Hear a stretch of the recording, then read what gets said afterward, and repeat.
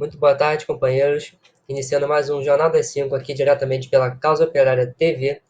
Não esqueça de curtir e compartilhar o vídeo com seus demais companheiros, ajudar a divulgar a nossa imprensa revolucionária, independente e operária. Não se esqueça também de se tornar membro do canal, ajudar a sustentar nossa atividade aqui, que conta em grande medida com o apoio dos seus colaboradores, não recebe nenhum tipo de financiamento empresarial nem nada do tipo.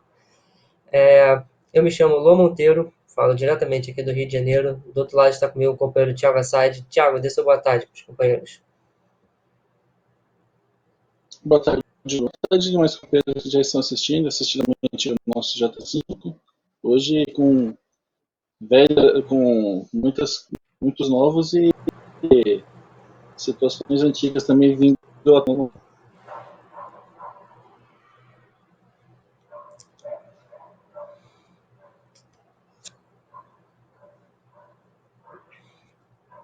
Opa, parece que eu tive um pequeno problema técnico aqui. Vamos lá. A primeira notícia de hoje, sempre tratando um pouco aqui do tema do coronavírus, indo diretamente lá para São Paulo, o Bruno Covas, né, prefeito de São Paulo, havia prometido aí uma vacinação intensiva para os professores.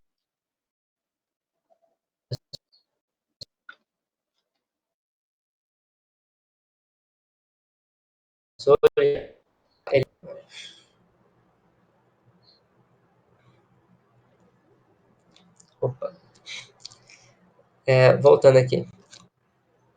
O Covas havia anunciado aí uma testagem de Covid no ensino municipal e entregou apenas 17% dessa meta. Né? A expectativa era para testar aí 770 mil pessoas e no mês de dezembro eles haviam interrompido aí e conseguiu chegar somente 17,7% da meta, ou seja, 137 mil pessoas. Né? Queria ver se o companheiro Thiago quer fazer um comentário aqui enquanto eu tento resolver meus problemas técnicos. Sim, uma coisa que chama a atenção nesse caso é assim, a disfarçatez, né, que os tucanos tratam o cara, porque eles mesmos estão dizendo que meteram a primeira etapa a previsão da primeira etapa era de 881 mil testes para serem realizados, que também ficou do ocorrido, né? Mas eles não têm, estão numa situação política assim onde já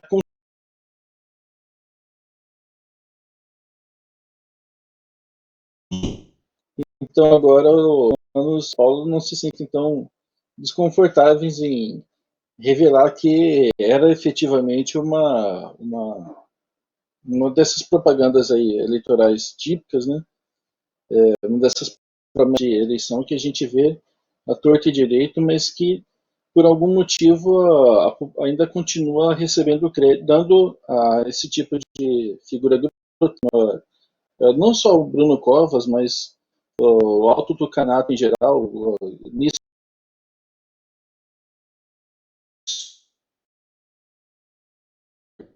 Enfim, toda a estipe aí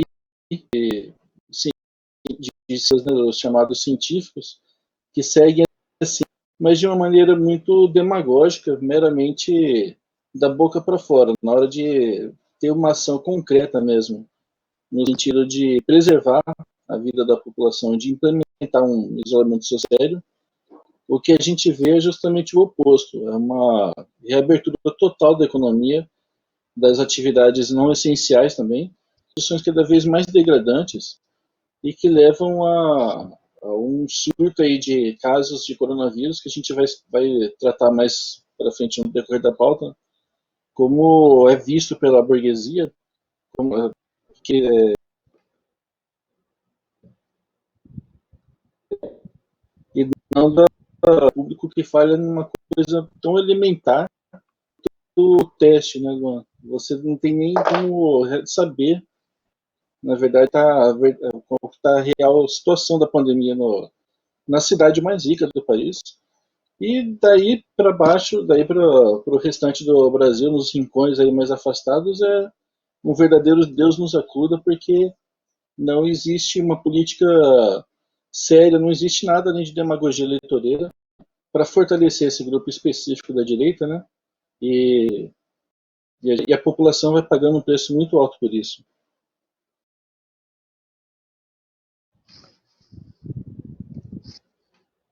Bem, seguindo aqui com a nossa pauta, acho que superados os problemas técnicos, nosso próximo ponto aqui ainda discute um pouco essa questão do coronavírus e agora uma discussão aqui sobre a questão da vacinação.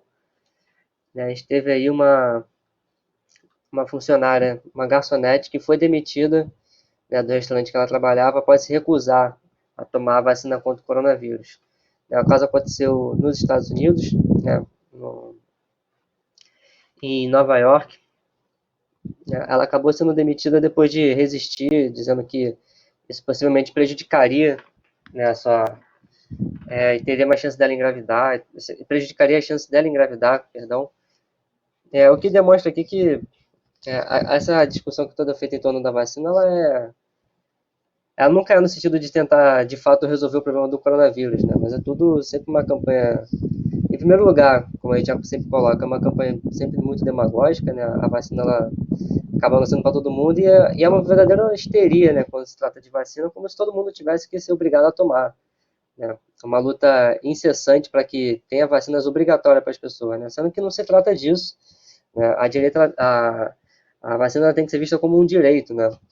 E não como uma obrigação para ninguém, né? As pessoas têm todo o direito de, em primeiro lugar, de questionar, né, a eficácia das vacinas, né? Porque finalmente quem está responsável por essas vacinas são empresas aí do ramo farmacêutico que são muito de gosto muito duvidoso, né? A própria população está sempre desconfiando delas mesmo.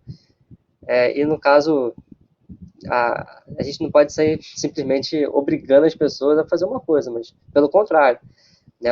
A discussão com a população tem que ser sempre no sentido de convencê-la, de trazer a população para aproximá-la da discussão sobre o coronavírus, no sentido de falar, bom, a gente tem que lutar por uma vacina eficaz, né? Lutar para que a vacina chegue em todo mundo, para quem quiser que chegue, né? Não usar como uma medida sempre ditatorial aqui, nesse caso, prejudicando uma trabalhadora a troco de nada, né? Uma coisa totalmente necessária. Queria ver se o companheiro Thiago quer fazer algum comentário a respeito. Uma coisa que chama atenção é o interesse, né? Porque você vê que não há um interesse de dialogar, como você colocou, né? Em convencer. O único interesse vigente aqui é punir os trabalhadores, né? Que é o que acontece com essa garçonete americana e que é amplamente defendido, inclusive, pela esquerda, né? Isso é uma coisa muito doida também, em diversos aspectos, porque, assim como o caso anterior, aqui, esse outro ponto que a esquerda vem, a esquerda pequena, né? Vem defendendo, vem se fechando aqui numa espécie de uma aliança macabra contra a classe trabalhadora, junto desses setores mais centristas da direita, e que vem defender política, e completamente o fato de que tem pessoas que realmente não podem tomar vacina, enfim, tem uma série de situações, a vacina ela é feita segundo as necessidades das empresas capitalistas, né? Então, a segurança enquanto aos os seus efeitos colaterais não passam pelo controle da população, a gente tem simplesmente que ter fé que os capitalistas que estão destruindo a humanidade, de repente criaram um tipo de consciência aí, sabe-se lá de onde, para fazer um produto que presta mesmo no sentido de evitar os contágios. E a esquerda parte disso, né, capitulando aqui com a burguesia e prejudicando a classe trabalhadora que ao mesmo tempo são os principais elementos aqui nas estatísticas cada vez mais sombrias aqui em relação ao coronavírus e também acabando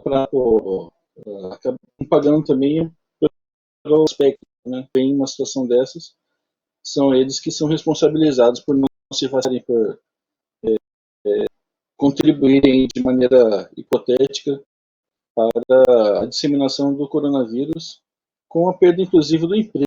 Aí, numa situação de desemprego no mundo inteiro complicada, fica a dúvida agora como que vai sobreviver essa moça, né?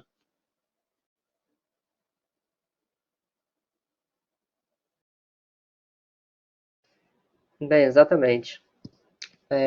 Dando sequência aqui com a nossa pauta, a gente segue um pouco na questão do coronavírus, agora um tema que acaba se misturando bastante com essa questão do coronavírus é a questão da volta às aulas.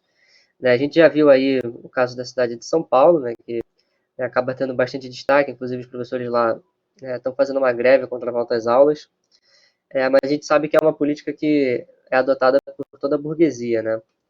Agora, a mais recente é o caso de Vitória, no Espírito Santo, que vai retornar às aulas agora no dia 1º de março. Né? Primeira semana, os alunos vão estar em casa, né? E a partir da semana seguinte vai ser aquele famoso híbrido, onde algumas pessoas vão para as escolas, outras pessoas ficam em casa. Né? A discussão que a gente tem que ter em torno disso aqui é que se trata de mais uma política de ataque à população. Né? Essa política de volta às aulas é uma política totalmente genocida que coloca em risco centenas de milhares de pessoas.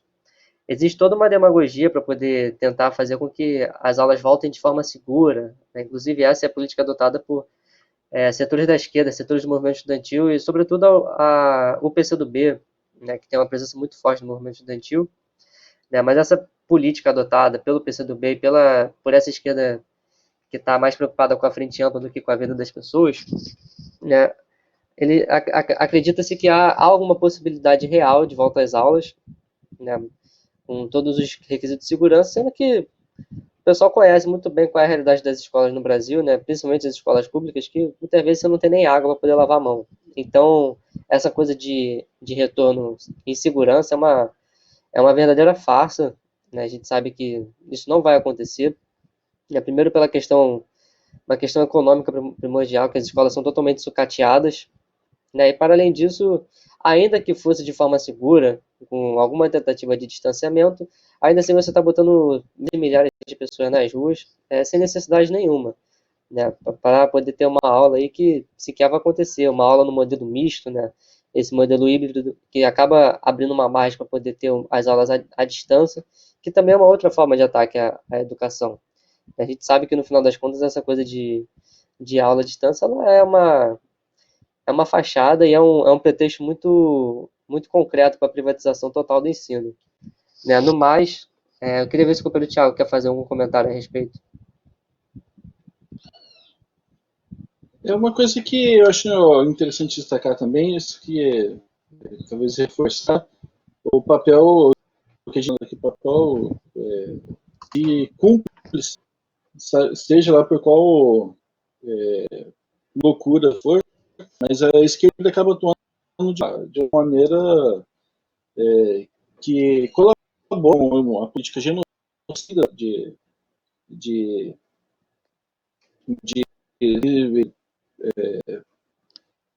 levar ao nível que a gente ainda não consegue conceber a explosão dos contágios de coronavírus, porque a gente está com uma situação como essa, o Brasil está chegando aqui, ultrapassou aqui 10 milhões de casos oficiais, né? E se encaminhando para 250 mil mortos oficialmente. E tudo isso aqui com esse que é um dos, talvez o setor que mais, o setor, o setor de atividades sociais que mais movimenta os seres humanos no país, que envolve aí mais de 50 milhões de estudantes, um número expressivo também de milhões de professores aí, tudo na casa dos milhões. E é um setor que ficou relativamente, né? Esses talvez sejam um dos únicos setores em que realmente houve uma paralisia nas atividades, mas a gente está vendo agora que existe contrariando essa política do científico, existe uma pressão muito grande que está pendendo para o lado do interesse da direita, da burguesia, para retomar Vitória é mais um caso desse, mas a gente está vendo agora em São Paulo, por exemplo, que segue uma articulação nacional isso. E, por outro lado, nós estamos vendo também, tanto no movimento dos professores quanto no movimento estudantil, uma divisão muito grande na esquerda, no sentido de que alguns setores estão puxando fiscalização, a JR tem atuado bastante nisso, no sentido de defender a paralisação total das atividades até a suspensão do calendário acadêmico, enquanto outras organizações ligadas ao PSOL e ao PCdoB, ao JR, estão numa política de aqui com a direita, no sentido de deixar correr a reabertura das escolas, mesmo com todas essas evidências nítidas de que não há a menor possibilidade de retorno às aulas. A situação do coronavírus ela nunca esteve pior, nunca esteve tão ruim quanto ela se encontra no momento, e tende a ficar ainda pior, porque o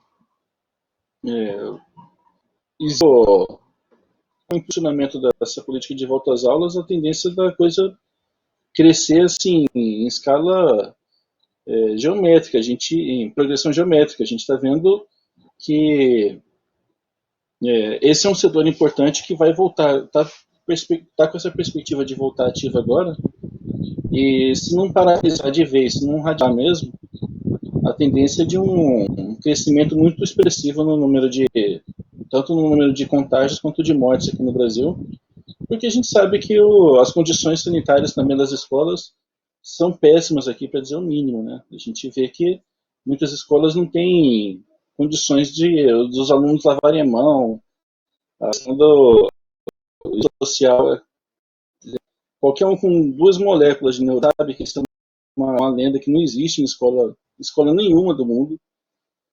E, no entanto, a burguesia vai vendendo esse discurso de isolamento nas escolas e colocando toda essa farsa também que já foi revelada dos protocolos de biossegurança. E os setores mais direitistas da esquerda ainda estão no comando de organizações importantes do movimento estudantil, impondo aqui a política de construir classes numa perspectiva genocida, abertamente genocida, para beneficiar também os interesses partidários deles, que não têm relação nenhuma com os interesses do povo, né, Luan?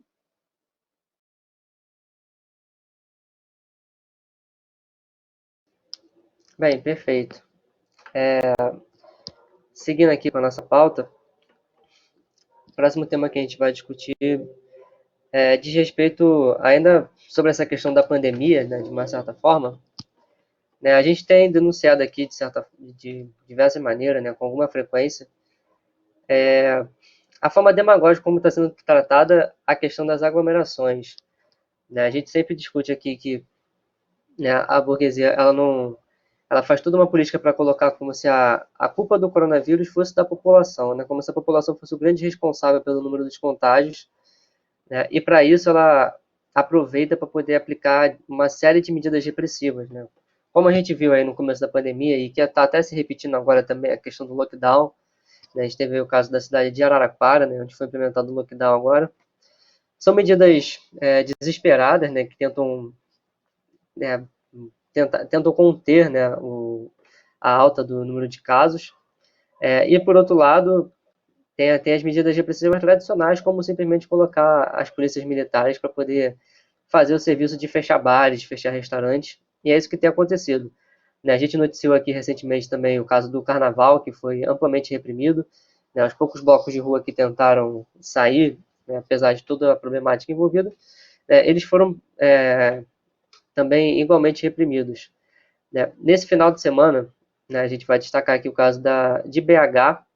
A prefeitura interditou aí 15 estabelecimentos que não estariam seguindo as normas sanitárias, né, não estariam aí dentro dos requisitos para poder, né, devia ter, a denúncia é que haviam aglomerações, haveriam pessoas sem máscaras, né. Esse aqui no caso de Belo Horizonte, em Minas Gerais.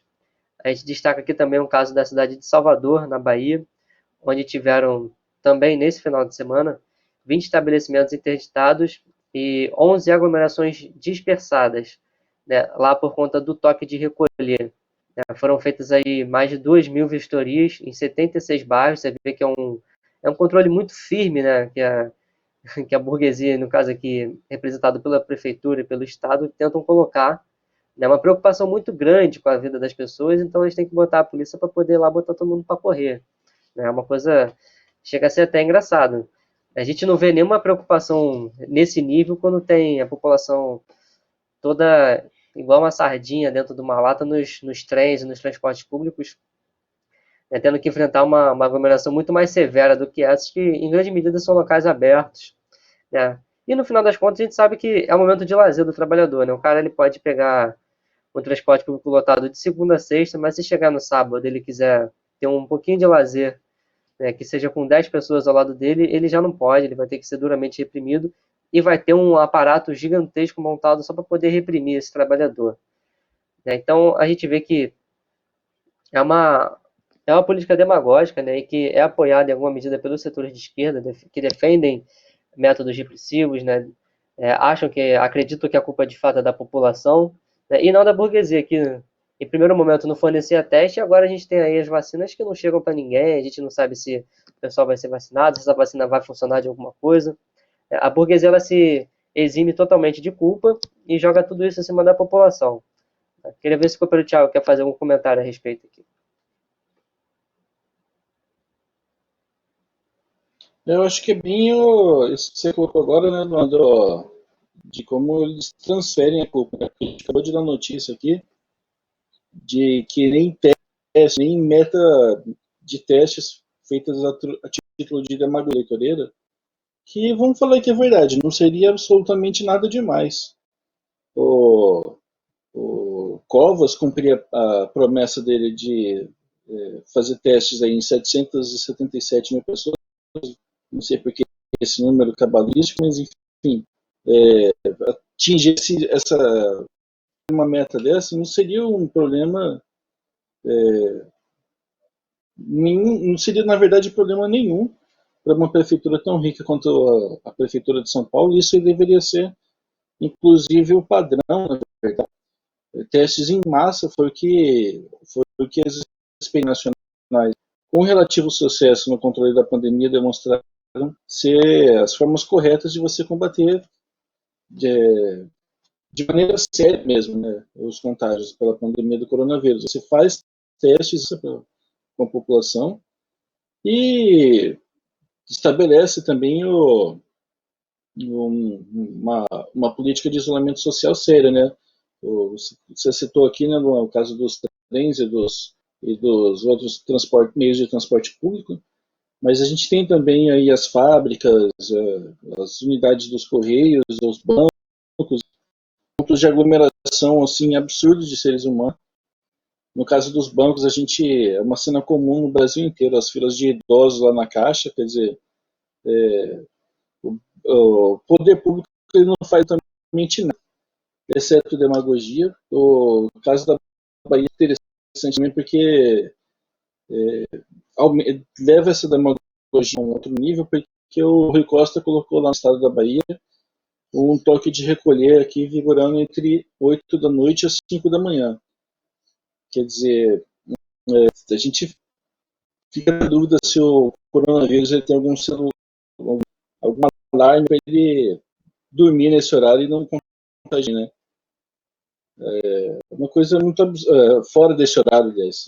Fora desse horário ele não vai contagiar ninguém, ele só vai atuar entre 8 e 5 da manhã. Uma coisa que, numa situação talvez futura, quando a gente superar isso, e vamos superar sem sombra de dúvida, como você mesmo colocou, a gente vai até achar graça disso. No momento, com quase 250 mil mortos, é uma coisa, quase um escárnio mesmo que o poder público faz contra a população, e demonstra de maneira muito clara, né, que não se trata de não se trata de preservar nenhuma vida, se trata de incrementar o regime de terror que a população vive, seja na Bahia, seja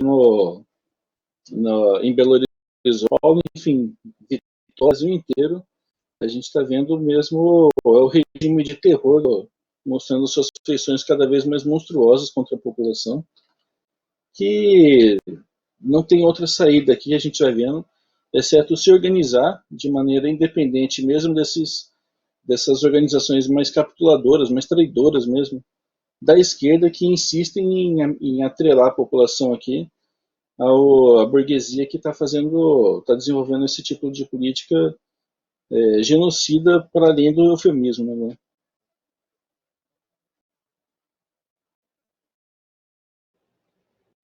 Bom, perfeito. Chegando aqui no nossa metade do programa, fazer um breve intervalo para poder os anúncios da Cell TV, né? Primeiramente, divulgar o curso que está sendo realizado pelo PCO e pela JR da Universista, né? O curso com o tema O que foi o Stalinismo. O curso está acontecendo nas terças e quintas-feiras, sempre das 19 às 22 horas. Né? As aulas são fechadas e realizadas numa plataforma em um site próprio e com a cobrança de uma taxa simbólica de R$ 100. O curso aí discute temas fundamentais do stalinismo, né? Analisado de maneira detalhada, traçando suas origens históricas, seu significado político e suas etapas de evolução. Né? As aulas são discutidas aí em minuciosidade pelo companheiro Rui Costa Pimenta e ficam disponíveis aí para quem assinar o curso até o final do ano. Né? O curso tem a taxa simbólica de R$ 100, como falei aqui. Temos aí mais de 1.000 pessoas inscritas e o número continua subindo. Se quiser participar, participe também da 46ª Universidade de Férias do PCO. Acesse o site do curso universidademarxista.pcorg.br e faça lá a sua inscrição. Ainda aqui sobre a causa paralela TV, também não perca o plano de greve, né? Uma cobertura completa das greves dos professores e de outras categorias do programa do movimento sindical, do movimento operário no geral. Né? O programa Comando de Greve é apresentado pelo companheiro Antônio Carlos Silva, coordenador da corrente sindical Educadores em Luta, e o programa vai trazer a notícia das greves dos professores do estado de São Paulo, como a gente anunciou aqui mais cedo, estão em greve desde que começou as aulas, com informação de primeira mão e debates com quem participa verdadeiramente da luta contra a política genocida da direita golpista. O programa vai ao ar de segunda a sexta, às 8 horas. Não percam. E bem, seguindo aqui com a nossa pauta, agora já entrando aqui no nosso tema de destaque, né, como vocês podem ver no título, saiu uma das célebres frases aí dos nossos responsáveis pela Lava Jato. A notícia que a gente tem para dar aqui hoje é mais uma das barbaridades que tem aparecido com os vazamentos da Lava Jato. A gente já tinha visto isso já naqueles primeiros vazamentos do Glenn Greenwald, que todo o processo contra o Lula era uma verdadeira farsa. Né? Para quem ainda tinha alguma dúvida, né, de como é que se dava o processo do Lula, que havia toda uma operação para poder prendê-lo e para dar o poder na mão da direita golpista com uma forma mais concreta, né, agora voltou a mais informações, ainda mais diálogos dos procuradores da Lava Jato, e todos eles evidenciam que foi tudo muito bem montado, né, que havia todo político muito claro. A última denúncia que a gente tem é que a própria Polícia Federal forjava depoimentos, né, conforme vários diálogos que a gente tem aqui de pessoas que estavam por trás da Lava Jato, dos procuradores lá de Curitiba. Né? Tem um caso aqui da delegada da Érica, né, que é bem citada aqui, acho que o comparativo deve comentar isso mais à frente, né, mas todos eles falam que ela havia entendido aí que estavam forjando todos os tipos de depoimentos para poder permitir, né, com o escrivão, tudo, né, como diz aqui o relato, depois a gente volta aqui para poder comentar, mas que a coisa era feita totalmente escancarada, né, era tudo muito, muito bem operado, né, mas que eles não tinham nenhum pudor de tentar levar o processo de uma forma minimamente escondida nem nada, é tudo feito muito às claras, né, muito obrigado, né, para poder deixar ainda mais explícito a farsa que foi montada. Eu vou passar para o companheiro Thiago aqui fazer os comentários dele.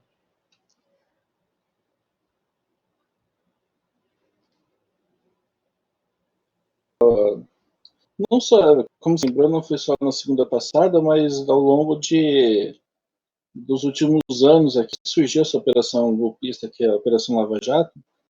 O caráter de uma conspiração mesmo. O que a gente está vendo agora aqui é meio que a materialização mesmo dos elementos que comprovam a completa que, assim, é uma operação verdadeiramente criminosa, de tudo que sorte de irregularidade, de crimes que inclusive estampam aqui o, o título do J5 hoje, e que saíram da boca dos diálogos aqui travados entre um dos coordenadores dessa operação golpista, que foi o Deltan Dallagnol, com outro procurador, Orlando Martello Júnior, onde eles chamam atenção para o fato dessa delegada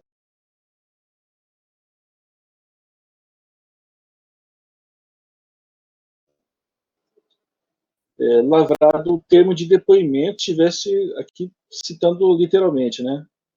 Como se tivesse ouvido o cara, com escrivão e tudo, quando não ouviu nada. E aí ele continua. Dá no mínimo uma falsidade. Quer dizer, eles tinham plena ciência de todos os crimes que estavam sendo cometidos e tudo que loucura que a nossa imaginação conseguir alcançar em termos de legalidade, certamente coisas muito piores, inclusive, foram cometidos, porque a gente está tendo, no caso da operação do escândalo da Vaza Jato, a gente teve uma acesso mínima só do que o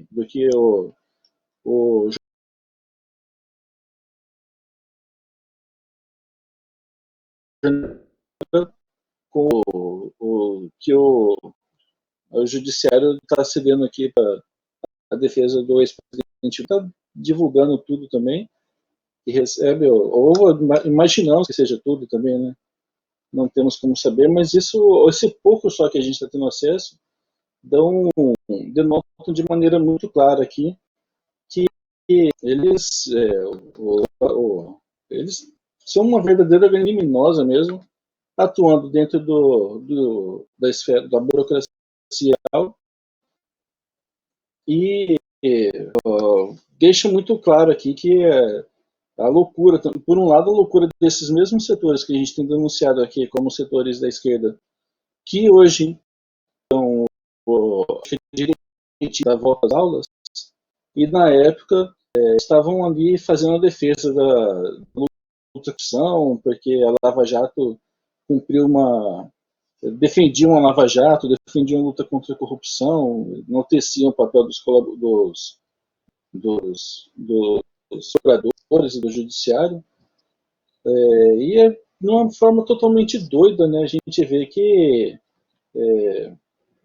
a única consequência disso mesmo foi o país, foi uma destruição sem precedentes do país, em termos que a gente vai continuar aqui ao longo da pauta, mas feito por um mangue mesmo de criminosos aqui da pior qualidade que estavam dispostos a tudo aqui para fazer esse tipo de serviço sujo, né?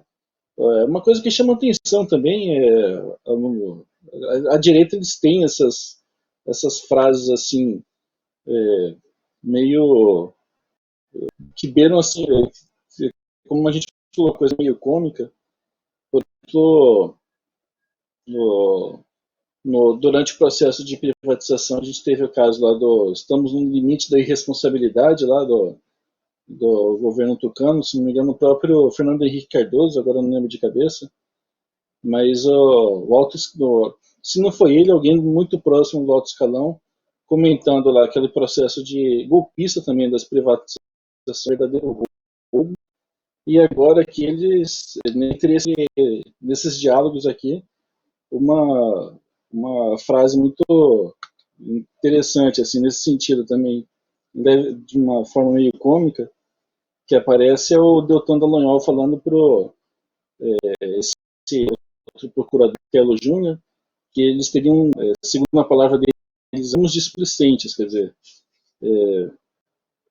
na verdade, eles são displicentes, eles foram abertos criminosos, e tudo vai capturar o Lula para destruir o Brasil e deixar o nosso país aqui numa bandeja para o imperialismo, sobretudo o setor americano do imperialismo, que foi quem mais apoiou essa conspiração contra o país, e que deveria ser, se a gente tivesse um império da lei vigorando no país, e só estava tudo agora submetido ao escrutínio, ao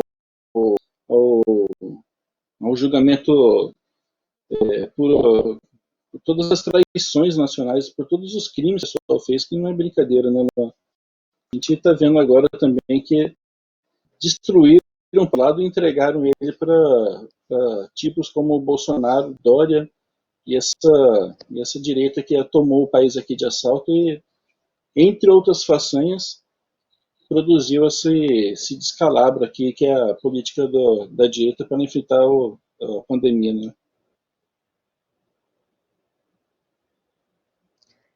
Bom, ainda sobre, continuando aí, já pegando esse gancho do Thiago, né?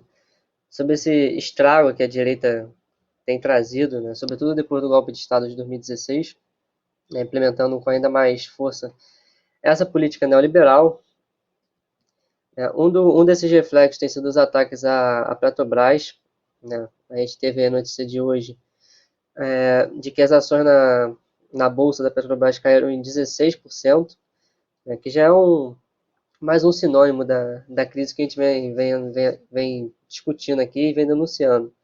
Eu queria já pedir para a produção ir preparando um vídeo aí, trecho da análise política da semana, né, enquanto eu apresento aqui o outro dado, rapidamente, que o Bolsonaro também tem feito aí uma pressão para poder para poder baratear, né, o valor das contas de luz, né, o que, como a gente destaca aqui, demonstra a crise que está tendo no governo. Né?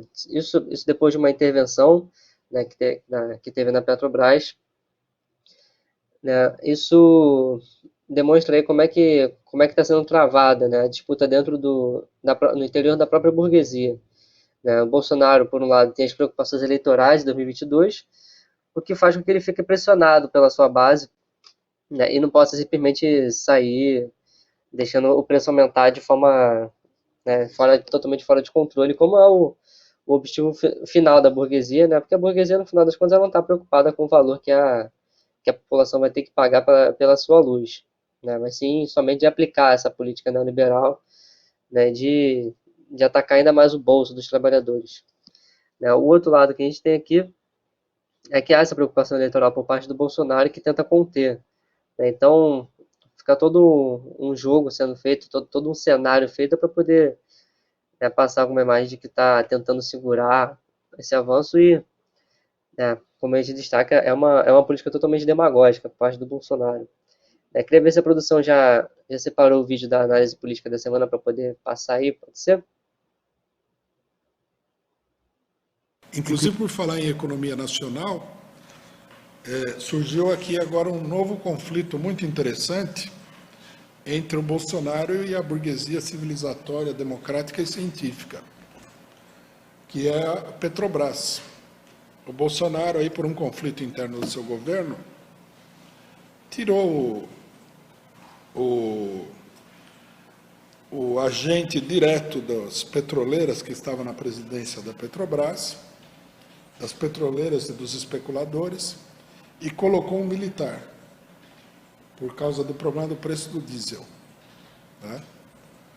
O cidadão que está lá, que foi colocado pelo próprio Bolsonaro, é um homem do mercado financeiro internacional. Então, vendo os lucros diminuírem dos acionistas, ele quer que a população brasileira pague para aumentar esses lucros.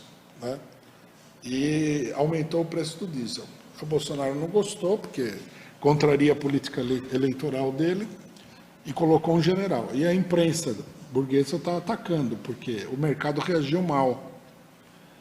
Quer dizer, vai colocar lá uma pessoa que não vai aceitar, por exemplo, nesse primeiro momento, o aumento do preço do diesel. Eu estou esperando aí a manifestação da esquerda em favor do agente do mercado financeiro internacional que foi retirado lá, porque, pela lógica da política, né, se você não apoiar o agente dos especuladores e dos bancos, que a burguesia defende que seja na Petrobras, você é bolsonarista. Atenção, hein? militantes do PSOL apoiem o entreguista, o super entreguista que estava lá. Vamos manter ele no cargo, ele vai garantir os lucros dos especuladores, é importante. Se vocês não apoiarem esse super entreguista, vocês são bolsonaristas. Cuidado com isso, hein?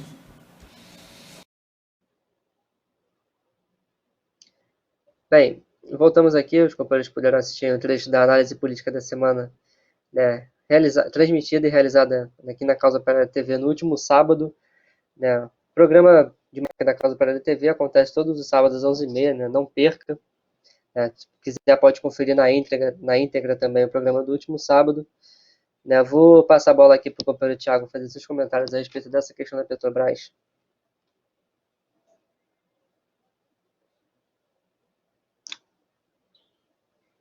Uma coisa a destacar também da Petrobras é que, assim, ela foi já há algum tempo, um dos pilares, né, da atuação do golpe. Ela começa mirando a tal do famigerado petrolão, né, em cima disso de supostas irregularidades também, que esse pessoal da Lava Jato começa a atuar, e na última, desde então ela está já meio que no olho do furacão aqui de todo o processo golpista, com o imperialismo muito interessado aqui em abocanhar essa empresa importantíssima para o desenvolvimento nacional, e ao mesmo tempo, como colocou o companheiro, o Bolsonaro, por outro lado, sentindo a batata assar para o lado dele, em virtude da pressão dos companheiros e da pressão social de modo geral, né? Ele busca intervir aqui na empresa para manter. A Petrobras estava anunciando aumento de gasolina, do diesel e outras gracinhas aqui para beneficiar o imperialismo, né, os banqueiros que lucram muito com ela, mas em cima da sobretudo, né, o problema é que aqui nesse caso nós temos uma categoria muito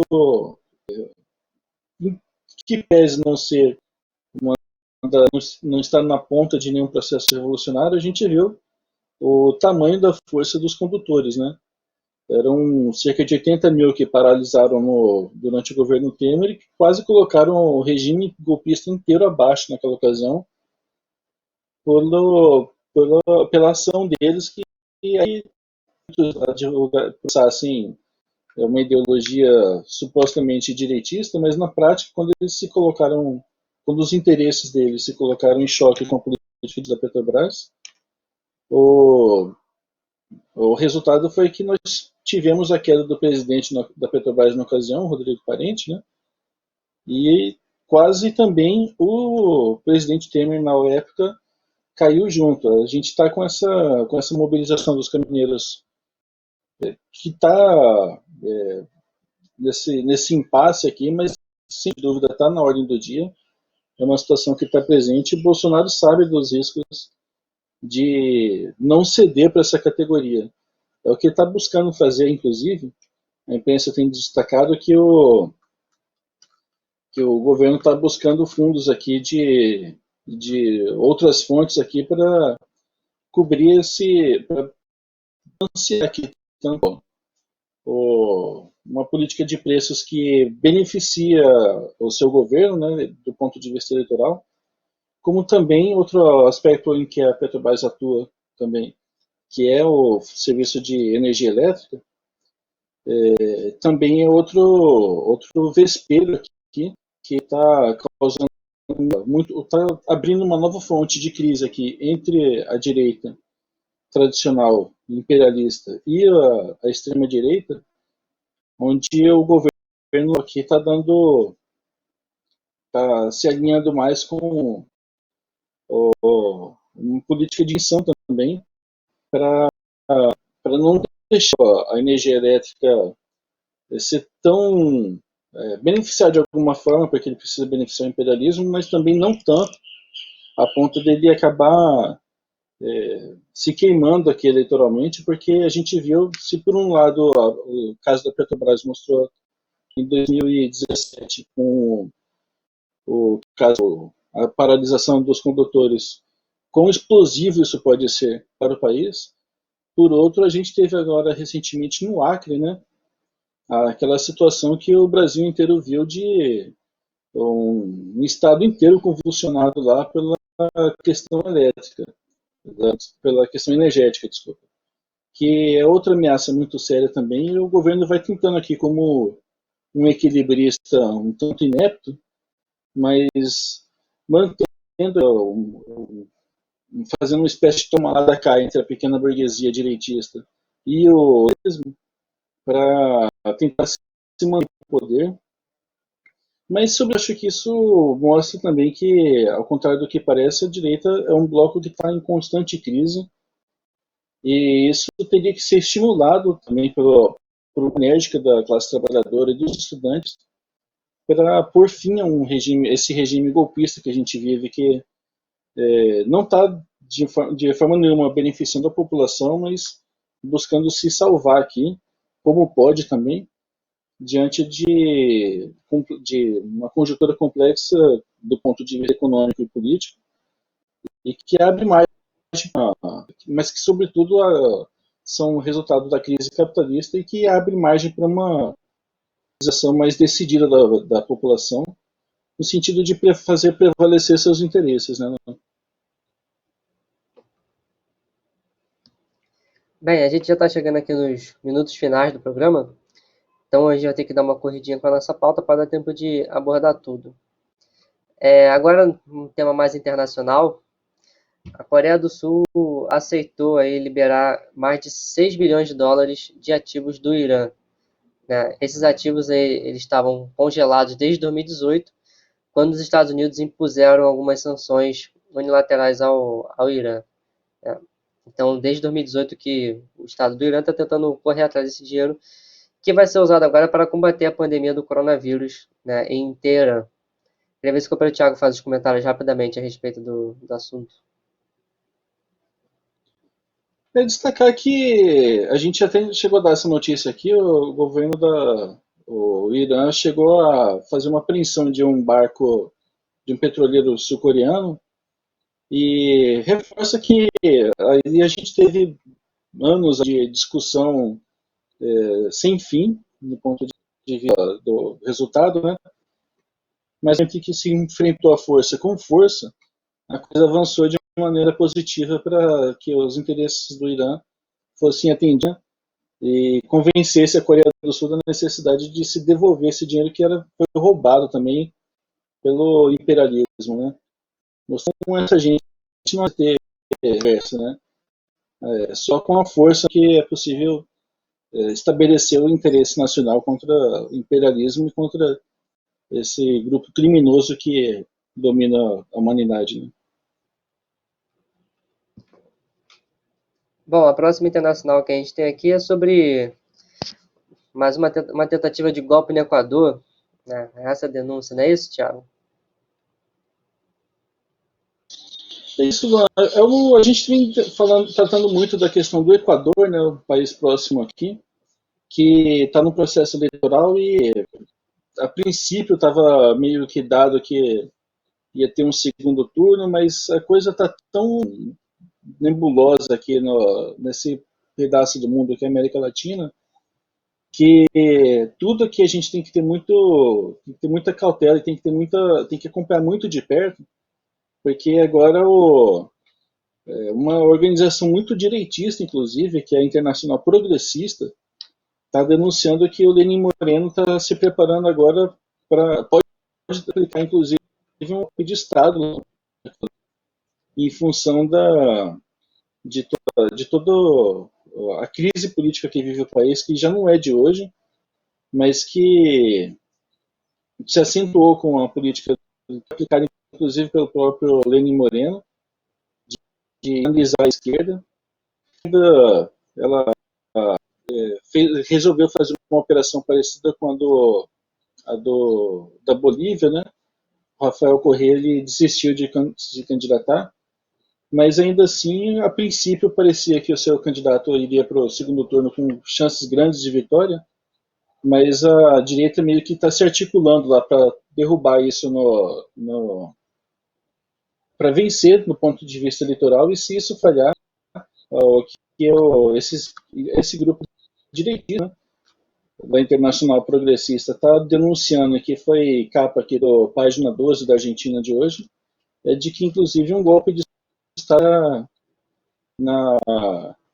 eles estão vendo agora comandado pelo próprio Lenin Moreno, provando que essas manobras eleitorais aí, você aceitar as imposições da burguesia, você só vai dando mais espaço para eles e se enfraquecendo mais, enquanto não decide pelo enfrentamento definitivo mesmo, com base na força popular que a esquerda tem de superior, né? Não? Bem, agora para finalizar, né, comentar rapidamente aqui sobre os mutirões do Partido da Causa Operária. Né, já é o nosso segundo domingo aí com atividades sendo realizadas a nível nacional, né, em todos os lugares onde o pessoal está organizado. Está tendo atividade aqui no Rio de Janeiro, tem o mutirão tradicional lá em São Paulo, realizado na Avenida Paulista, tem também em Florianópolis, tem no Distrito Federal, tem em Cuiabá. O pessoal segue aí realizando uma série de atividades, agora regularmente todos os domingos, né, para poder impulsionar as campanhas de rua. Né. Tem sido feito algumas tentativas de mobilização por parte da esquerda, essas coisas de carreata, de tuitaço, mas o Partido da Causa Operária, nós entendemos que a mobilização tem que ser feita nas ruas, né, para a gente poder chutar esse governo Bolsonaro para fora de vez e para poder impulsionar a luta pela candidatura do Luiz Inácio Lula da Silva. Né, que é o principal objetivo da direita, é tirar o Lula da disputa, e a gente precisa fazer uma ampla campanha na defesa do seu direito de ser candidato e para que a sua campanha seja de fato efetivada, para que ela de fato aconteça. Né, os mutirões aí acontecem todos os domingos, né, procure na imprensa do partido, procure com os companheiros da sua cidade, né, no causaoperaria.org.br você também vai ter todas as informações sobre os mutirões realizados no país. Né, eu já aproveito para poder fazer um jabá aqui do Rio de Janeiro, né? A gente faz todo domingo às 1h30 da tarde na Feira da Glória, na feira lá, uma feira popular, uma feira onde acaba tendo bastante gente, grande circulação, né? Os mutirões do PCO aqui no Rio de Janeiro acontecem lá, né? O pessoal segue dando esse exemplo, né, de como a luta tem que ser travada nas ruas, né? O partido costuma levar todos os seus materiais, seus panfletos, o seu jornal tradicional, o Jornal Causa Operária, né? Além dos materiais da banca, que conta aí com, né, com a loja do PCO, com os produtos da loja do PCO, com canecas, botões, adesivos, né, camisetas e uma série de coisas, que ajudam aí a sustentar a atividade partidária e alavancar a campanha pelos direitos políticos do Lula. Né. Queria passar para o companheiro Thiago fazer uns breves comentários antes da gente encerrar aqui o programa.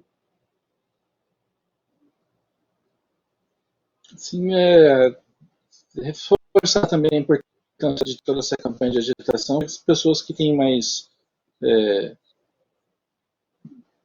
estão cientes da necessidade que o momento coloca, né? Ao mesmo tempo que a crise da direita, você tem uma crise, né, uma crise de identidade na esquerda, coloca a necessidade também dos setores mais vanguardistas da esquerda se juntarem a nós, que fica aqui então o chamado para que todos compareçam a essas atividades, colaborem no nosso canal. Aqui só destacando em Campo Grande, aqui no Mato Grosso do Sul, o mutirão ocorre na Praça de Coelho, a partir das 9h30 da manhã.